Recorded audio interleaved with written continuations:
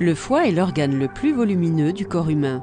Il se situe juste en dessous des côtes, sur le côté droit. Le foie a plusieurs fonctions. Il filtre les déchets, ainsi que d'autres matériaux nocifs présents dans le sang. Il produit des enzymes et de la bile pour aider la digestion. Et il produit des substances chimiques et des hormones qui sont essentielles au bon fonctionnement de l'organisme. Les cellules du foie sont appelées hépatocytes. Le cancer du foie peut être soit primaire, c'est-à-dire qu'il a commencé dans le foie, soit secondaire, c'est-à-dire qu'il a atteint le foie après s'être développé dans une autre partie du corps. Le carcinome hépatocellulaire est la forme la plus courante de cancer du foie primaire.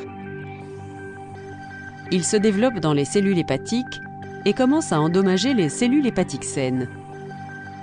Le développement croissant des hépatocytes cancéreux peut entraîner la formation de tumeurs malignes, c'est-à-dire cancéreuses. Au cours des premières étapes de son développement, le cancer du foie ne présente que très peu de symptômes et sa présence est donc difficile à détecter. À mesure qu'il se développe, des symptômes comme des douleurs abdominales, une perte de poids, des nausées, des vomissements, une fatigue, une jaunisse ou un jaunissement de la peau et du blanc des yeux peuvent être observés. Les médecins ne connaissent pas les causes exactes du cancer du foie, mais des infections chroniques comme les hépatites virales B et C ou une cirrhose peuvent augmenter le risque de développer la maladie. Les hommes sont généralement plus sujets au cancer du foie, tout comme les personnes âgées de plus de 60 ans.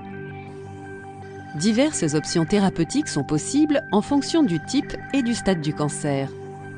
La chirurgie ou la greffe de foie font partie des alternatives possibles si la tumeur est petite et qu'elle fait encore partie du périmètre de l'organe. Lorsqu'elle atteint une taille trop importante ou si elle s'est propagée dans d'autres parties du corps, la chimiothérapie ou la radiothérapie pourront soulager les symptômes et augmenter la survie, mais la guérison ne sera pas possible.